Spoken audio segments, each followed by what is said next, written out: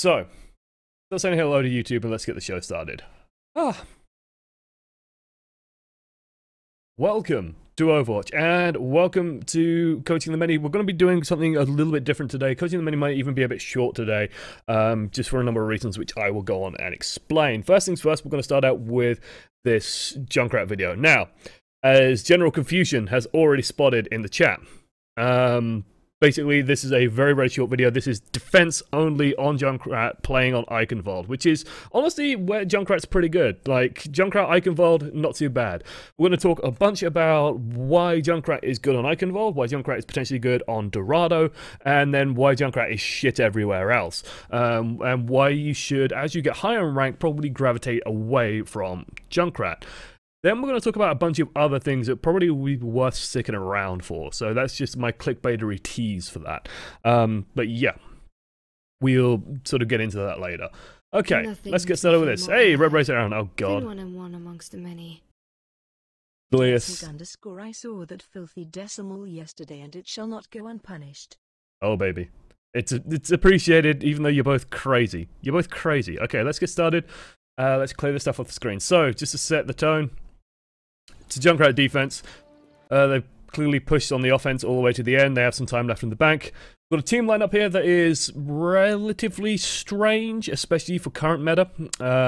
So basically, like the double flanker, the thing, like, I'm not the biggest fan of like double flanker defenses, especially in ladder. And that's because it's very, very difficult to make this work in a very strong way. Like, you've got to get the counter dive just right, and it can leave you very, very weak in terms of just sheer damage output, but that's where we come in. So in sheer damage output terms, Junkrat is actually very hard to match. Like, you will just do shitloads of damage. The problem with Junkrat is you do shitloads of damage, but you can't confirm kills. Well, that's where these two come in, and they can confirm the kills. Then after that, we have a relatively strong support backbone. Lucio can worry about healing these, Mercy can more focus on the Reinhardt and Junkrat, and everything should work out. If the enemy team dives in aggressively, though, there could be problems. There's also a lot of... well, that's Korean, I think. It looks like Korean. So who knows what server this is on? Actually, don't know off the top of my head. Let's see. Does he say what server it's on? No, he doesn't. The new emote is okay. The new emote's... I like the new emote. You haven't seen it. Let's turn this down a touch. Otherwise, let's talk about our goal as Junkrat. Like, what is our objective right now as Junkrat? Our objective right now as Junkrat is just to put a ton of damage into their front line and make it super, super difficult for them to even sort of get through the choke. If they want to take a direct route through any of the choke points, stuff like this is going to happen, where they're just going to get exploded. And honestly, I quite like this as a start, so we start off with a trap. I don't mind a cheeky door trap. You just got to be very sneaky if you're going to go and place it. But even just starting with a trap, like, on the corner, also on Eichenwald, I recommend it. You know the stairwell over here with, like, the large health pack going down? So you have, like, the stairway here, and there's, like, the large health pack here. Putting a trap on that is really nice, because if you put traps on stairs, of course, the way that it sort of works is that the trap will lie semi-flat, so the stairs look like this. And you put a trap on it, and then the trap sinks, and the trap basically just is sort of pretty hard to see. It's very, very obscured, so you won't really see the trap properly. Hey, thank you. I can't see that. Kappa. Filthy decimals, indeed. Delius coming in with the filthy decimals. Both of you, it's hugely appreciated. It's Korean. It is Korean, yeah. Looks like Korean. I don't want to be insensitive by saying something's Korean when it isn't, but it looked Korean to me. I like the fact that the trap goes down here, and then we replace it. This choke point is going to be a nightmare, and if the enemy team isn't ready to deal with the Junkrat, they're going to just blunder into this shit non-stop. As Reaper does, he feels very silly, turns into a ghost, survives for a little bit longer, but has to Wraith form away, and might even take a lot of damage on the exit. Otherwise, honestly, we are doing Junkrat things, and this is part of why Junkrat kind of works. See a little bit zoomed in here. That on the screen? Yeah, that's on the screen. There's nothing I can do about that. Kill feed's a little bit cut off. We'll have to bear with that. You see the enemy team has the Zarya. That's actually scary for us. They have a Hanzo. That's not scary for us. The Zarya is a bit of a concern. And Zarya is a bit of a concern because she's going to have maximum charge. Like, if the Zarya plays moderately competently, she's just going to stand and soak charge and just walk in with 100% and try and kill everyone. Now, how the enemy team should be handling this is pretty simple. They should just pick a diva. Right, they should just pick a diva and just advance forward. Instead, it looks like they're going for this sort of heavy dive style. We had like a second There we go. We can see what the enemy team lineup is. Enemy team not running with a diva, not even running with 2 healers. They're running with chaos, which benefits us immensely. We've swapped off the Tracer onto the McCree. I actually quite like this, especially against this team lineup. They can slow down the Roadhog, you can slow down the Reaper, and you can also slow down the Sarah and stall them up. Here comes the bidding war. No, 1,000 times no. Wow, I like the fact that the woman is very intense on that. No, 1,000 times no. Okay, otherwise, like, the enemy team has nothing to really stop us. Like, the Zarya is a big concern, but honestly, like, the Roadhog's gonna have problems against us. The Reaper's gonna have problems with us, believe it or not. Reaper, not a big fan of Junkrat. Doomfist, also not a big fan of Junkrat. Just because you're getting in very close and you're moderately large, so it's very easy to just take a huge amount of damage. Genji's pretty happy about Junkrat because it's just free deflect kills for him. Hanzo doesn't give a shit either way. Looks like the enemy team did well just getting the Genji into the backline. It looks like the McCree and the Reinhardt's going to clean it up, no big problem. This is looking relatively straightforward so far. We're doing kind of what we need to be doing. Feels pretty good, man. Our comp is wood tier levels are stupid. That comp is a team that is semi-giving up, I think. Let's see what we can do with the Riptide. Riptide, not an ultimate that we should put a huge amount of stock in. Just blowing it up on him is fine, honestly. You just get a good chunk of damage. No need to be greedy with it. I say the biggest mistake I see Junkrats frequently make is they try and be too greedy. When they use their Riptides, just try and get it on one person. If you can get a single kill with it, you've got some value. Like, don't try and put it in the middle of the enemy team by running it through the enemy team. They will just kill it. It's only got 100 hit points. It dies to everything. Don't try it. I do like this repositioning. We know that the Genji is also going to be a threat. Fine with the trap to cover ourselves, pick up the health back, and then sort of get back out there. We want to be a bit careful with that spam towards this area. Good thing that we did kind of stop. Maybe one grenade was a bit too excessive, but otherwise we're just going to reposition once more. We should be considering what's contesting this point, so just getting eyes on whatever's dancing around this point would have been nice. Like, we're busy fighting here. So the Reaper erased off it, and something's still contesting. So I want to know what that is and see if we can deal with it. Because the big thing that you've got to understand about Junkrat, like the crucial aspect of his kit in my mind, is this. Is the Conch Mine. And the reason why Conch Mine is so powerful is because it's... basically, it does 100 damage, I think, off the top of my head. It does 100 damage, and it does, your normal grenades do 120. So if you hit something with a normal grenade, it's 120 damage. If you hit something with the Conch Mine, it's 100 damage. But the important fact about the Conch Mine is this. In normal Overwatch, when you detonate a projectile, the projectile, like, you know, let's say fire shoots a rocket, it's going to look a lot like a penis. I apologize. Let's try and make it look more like a rocket. It looks like a tooth. Fire coming out of it.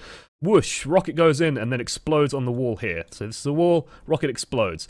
And then you sort of had this decreasing damage, right? It's like max damage is here and then decreased damage and decreased damage. It's not even in zones. It's like just a nice smooth curve down as you get out towards the edges of the rocket where suddenly you're dealing very limited damage.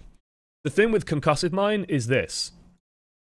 So you lob a concussive mine. This is the concussive mine. Like a circle inside it.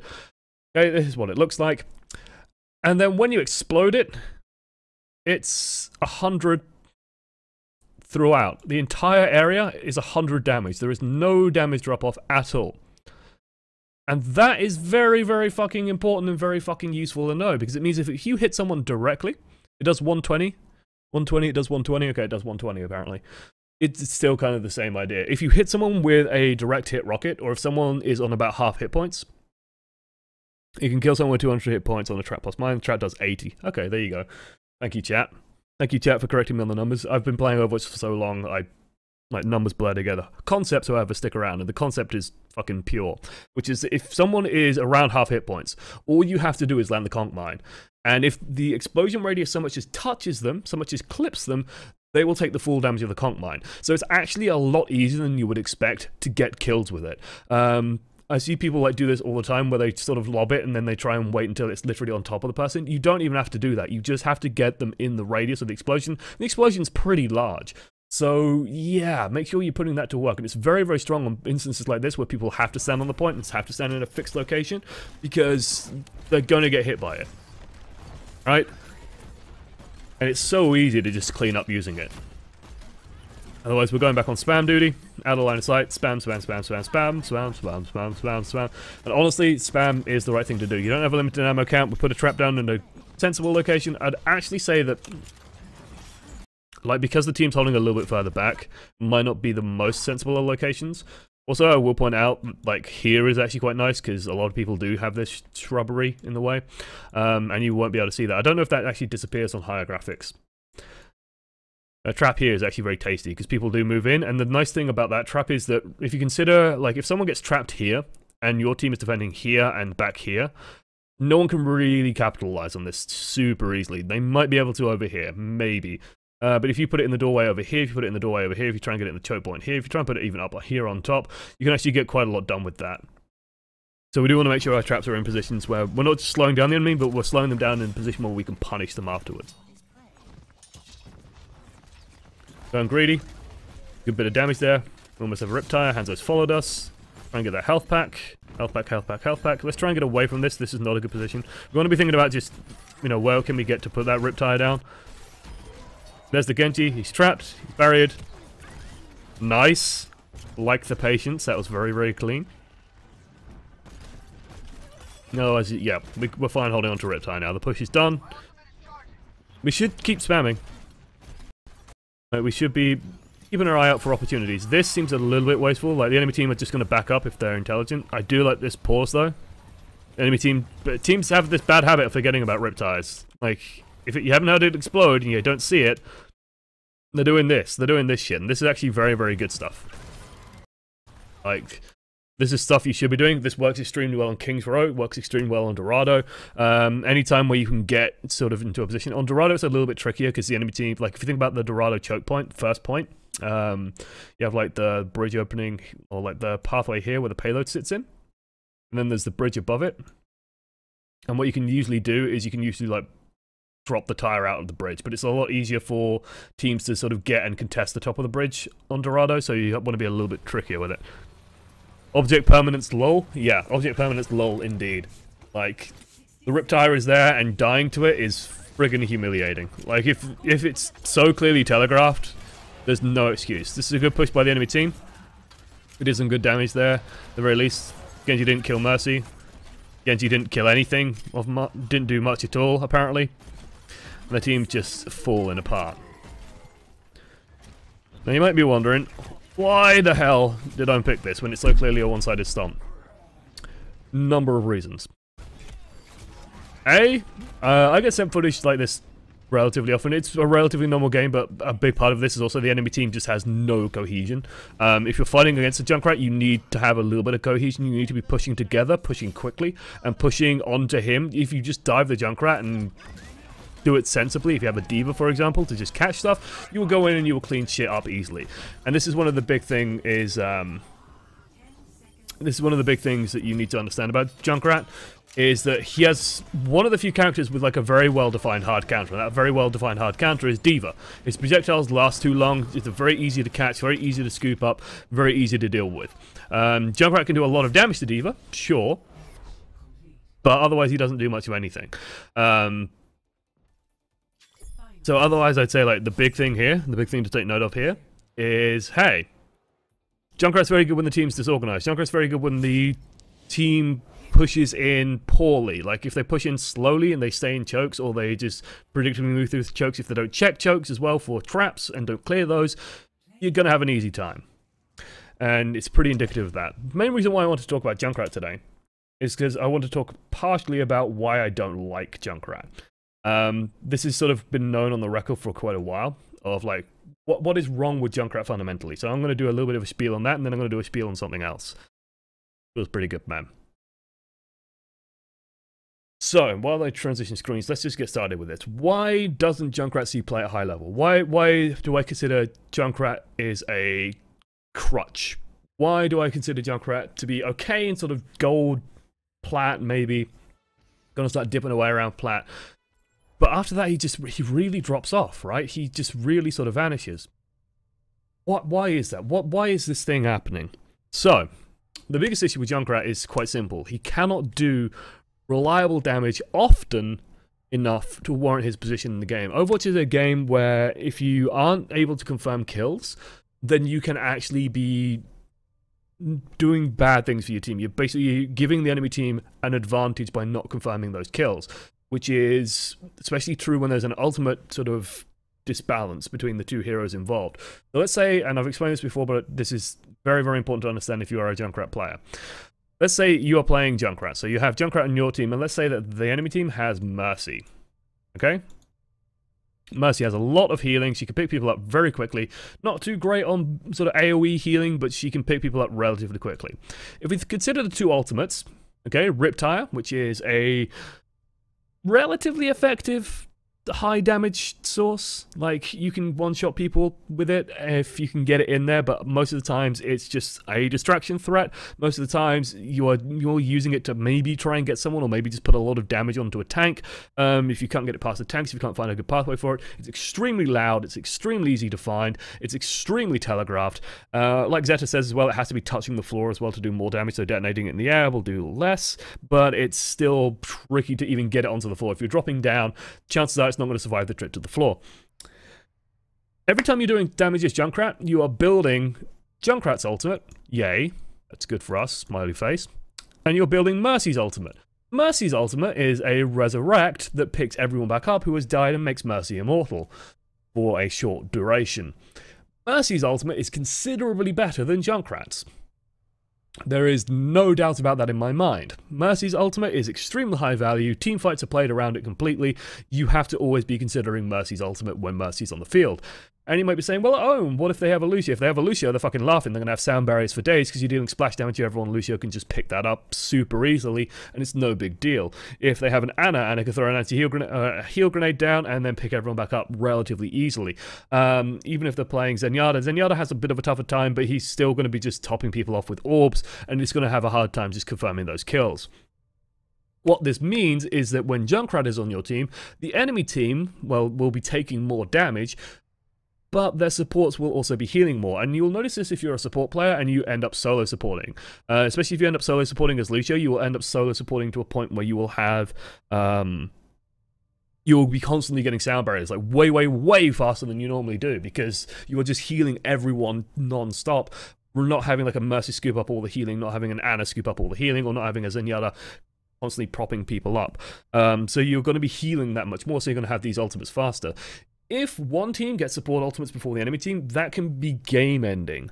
Especially because Junkrat is a defensive hero. If the offense comes in and has a sound barrier before you guys are ready for it, they're going to run in, they're all going to have 600 more effective hit points, and then they're going to kill you. There's no way you can beat that without having some kind of big ultimate, some kind of big counter response, some kind of answer to that, and get something done. Now, sure, you can win games on Junkrat. If you are an amazing player, if you are a pro like Crow, you can probably win it, like on Junkrat, because you're good enough to land the direct hits enough, you're good enough to know the positioning, and you're just sort of, your skill level relative to everyone else in the game is so much higher that the weakness of Junkrat is offset by your own ability to play the game. Now, why is this only true in Diamond and higher? And like, even in Diamond it's dubious. Even in Master at times it's dubious. People just aren't used to playing. People aren't used to playing against Junkrat. Well, so in Gold, Platinum, and below, what tends to happen is when people take damage, they don't react appropriately. The healers can also be in poor positioning. People also trickle in more and go in more one by one instead of having like a big unified push, just zooming in. They're less likely to just pick D.Va as well. Like, people are just less likely to make simple but intelligent decisions regarding their team comp, so they're just going to not pick D.Va. And people are going to just constantly fuck up, basically. They're going to run in, they're going to not check for traps, and then they're going to die to it, and then they're going to run in again and not check for traps and die to it because they're not going to learn. They're going to make mistakes and they're not going to react appropriately, basically. And Junkrat thrives in those environments. When people react appropriately, oh no, I've taken a grenade, I'm going to step back, Mercy's going to top me off, and then I'm going to go back in, or I'm going to go in through a different route, and I'm going to be super, super safe. That's why Junkrat doesn't work. It's because you've got to understand that, sure, you're spamming the fuck out of the enemy team, and you're doing, oh, I'm on gold hero damage, aren't I amazing? But if no one's dying, the enemy team's just getting support ultimates faster, they're going to win fights as a result, you're not going to really be able to kill anything, and then they're just going to dive on you, and you're going to throw conk mine, D.Va's going to eat it, and then you're going to die. There's nothing you can really do about that. And that's the crux problem of Junkrat. Now, I've seen a couple of people saying, chat, you know, what if you are in bronze, what if you're in silver, what if you're in gold, and you love playing Junkrat? If you love playing Junkrat, then sure, but just understand that as you get higher, he's going to become less effective. People are going to respond better, people are going to react better, and he works in those levels, but he is something of a crutch, where you will be dealing a huge amount of damage, you'll be capitalizing more on the enemy making mistakes rather than you doing things correctly, which I think is where he thrives more than anything, and it's just going to stop working at a certain point. If you try and force it at higher levels, people are going to get very angry at you. It's considered more of a troll pick than picking Hanzo. It's considered more of a troll pick than picking Widowmaker. I'd say the two exceptions where I see Junkrat occasionally work is Dorado and Eichenwalder. Eichenwalder 0.1, Dorado 0.1. Just because the choke points are super narrow, especially if the payload's sat in the choke point, it's very hard to push through, and you're just shooting downhill constantly, so if they try and push through that without a diva, they're going to have a hard time. If they try and go up and over, you can generally adjust your positioning and still get quite a lot done. So it kind of works there. Eichenwald's pretty much the same story as well. It's just a very, very tight choke point that you can control very easily. There's either a narrow, tiny doorway that people go through that you can explode, or there is a choke point that you can exploit. And that's kind of it for the first half, right? Why doesn't Junkrat work? Why does he stop working at higher level? What is my problem with Junkrat? It's just because he's not reliable. I like reliable heroes. And yeah, Temple of Anubis first point, it's still very open. It's still, like, once they are through that first choke point, it stops working. And again, they just picked even. The fact that there's two, like, the fact that there's a divider means that your damage is going to hit one side or the other. So if they just manage to get through it somehow, still dubious. Like, the answer to Temple of Anubis, guys, is you go the route that Junkrat isn't spamming down, and then you don't go left. You go right and you go to the high ground. That's how you beat Junkrat. Because he can't shoot up very well. And that's kind of the first point. Right? That's the first part of this. Now, the second part of this is actually a little bit different. You might notice in the title, this episode is called Life in Junkrat. I picked this partially because it's quick, and I didn't have much time to prepare the stream. Why didn't I have much time to prepare the stream, you might ask? And it's because, real talk time, I am unwell. And I'm not, like, unwell in a serious way, I'm unwell in a mental health way, and it's kind of important to get this out there. It's important for me to get this out there, because this is kind of, I don't know, my confession, I guess, to you guys, is that I have not been doing the things I should be doing, and I've been doing that for a very stupid reason. Which is my depression. I've suffered from depression from a very early age. I know a lot about it. I literally went to university partially to study my own depression, and it was just to try and sort of get that understanding of it. That's why I got so interested in mental health and all that kind of stuff. Let's leave it up here because I don't want my big face. I like the small face.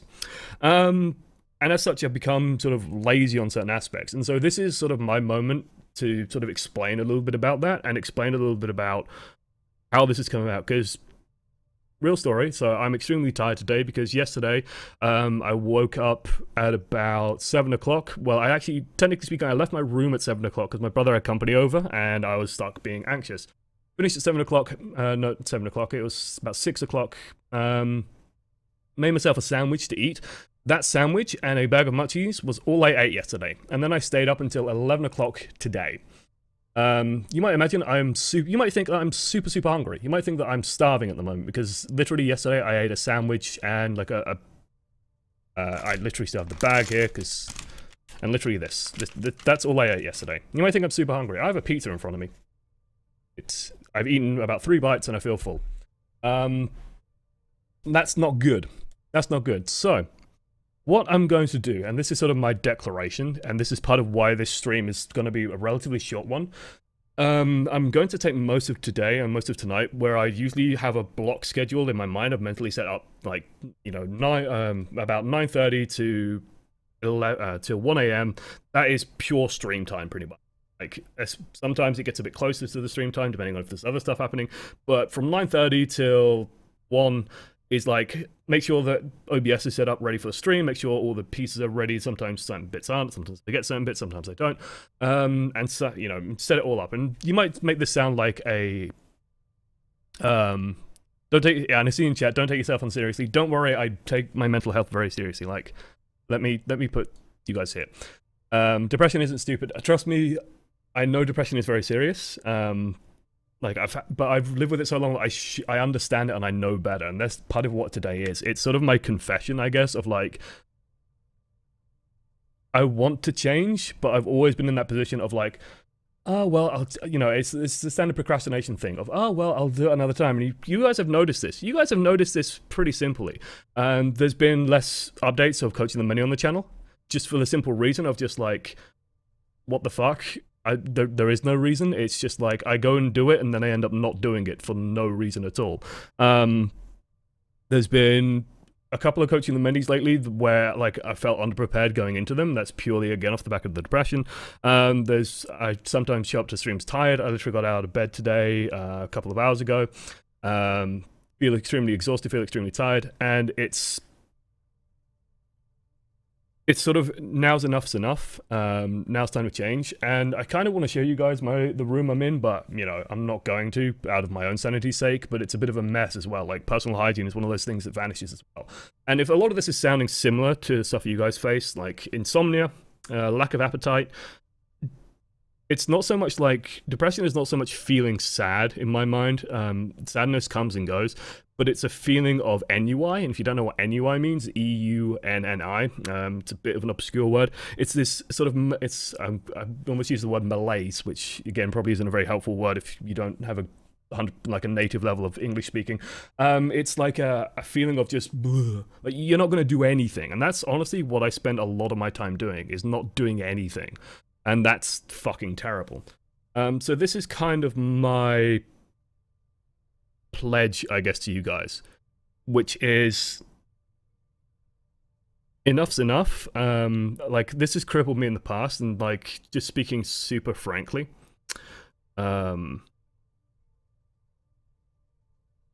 basically, if you consider like Overwatch YouTubing as a career, Overwatch YouTuber as a timeline, I was one of the first. If not, I was the first. I'm pretty confident I was probably the first person making reasonably timed out Overwatch content. And you might have noticed that I'm not the biggest Overwatch YouTuber, and that's for a number of reasons, most of which are self-inflicted. Like, I'm good friends with people like Ryan and Miska, Stylosa, Valkyr, and sort of, I've watched them grind, develop, and change, and do what they do. And it's been interesting to sort of watch why that's happened and sort of figure out why that's happened. A big part of why Ryan and Miska got bigger than me is because during the Christmas period, Overwatch beta went down. I stopped making Overwatch content and just made like a bunch of LPs, or just like did like a StarCraft LP for a while, and then moved back to Overwatch when it came back up live. Well, Ryan and Miska planned out like, okay, this is how we're going to do it over Christmas. We're going to keep this content going just to keep something going on the channel and keep Overwatch going, and they had a nice period of growth where I basically had a period of decline because people watch me for Overwatch and don't watch me to rant about life, or don't watch me to rant about StarCraft or whatever.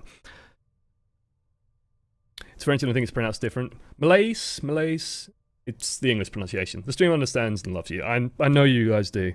And it's part of it is like, I want to show my appreciation for that and just say, I need tonight. And this is sort of a mixture of apology, statement, and confession. I need tonight. I need tonight, and I'm going to log off. I'm going to eat this pizza. I'm going to set up Coaching the Many to fucking release the next couple of things. I'm going to probably plan out the series that I've had planned in the back of my mind for fucking ages.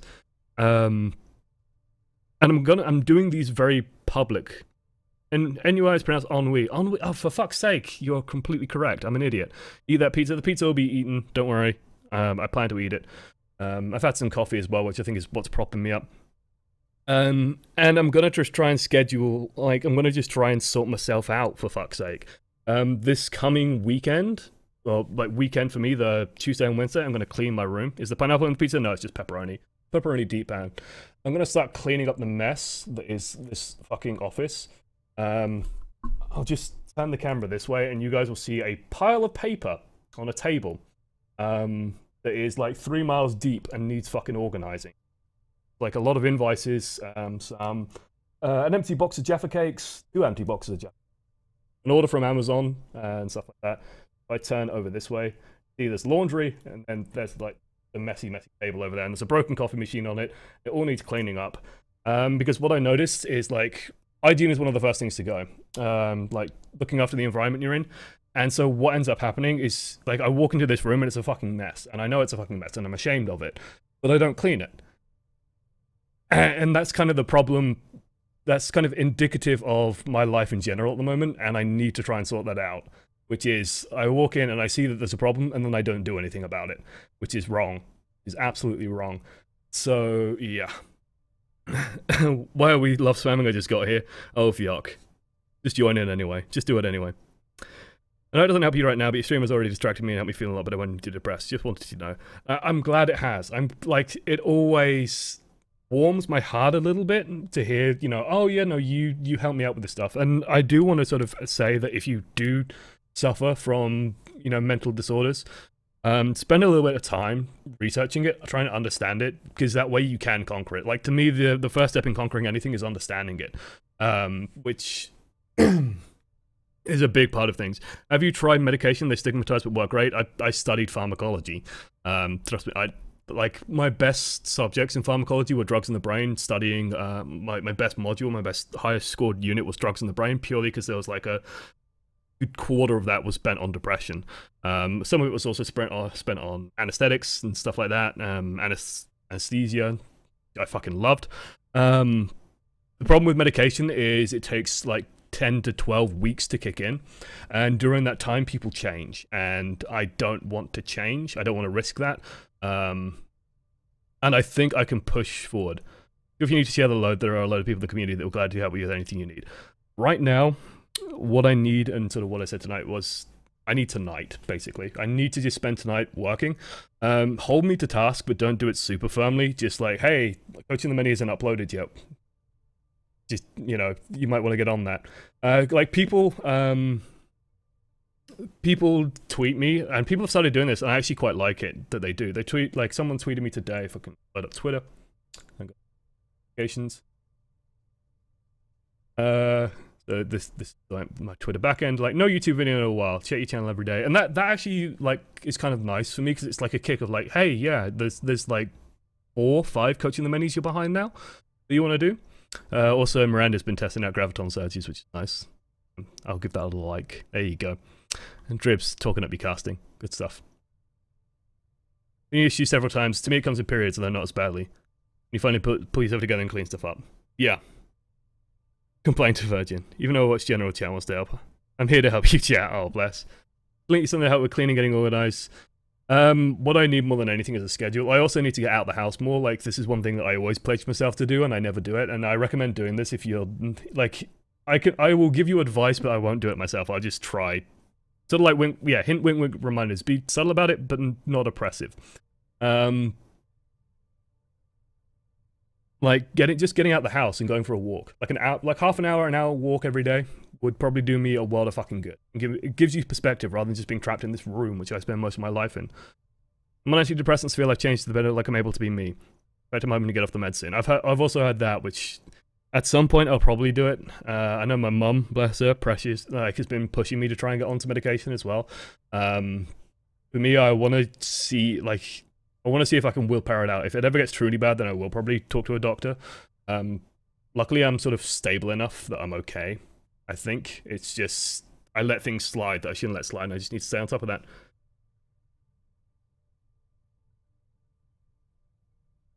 Fluoxetine, sertraline? We mostly talked about fluoxetine. Sertraline. I don't... I think a lot of my degree was also based on American medicine, bizarrely.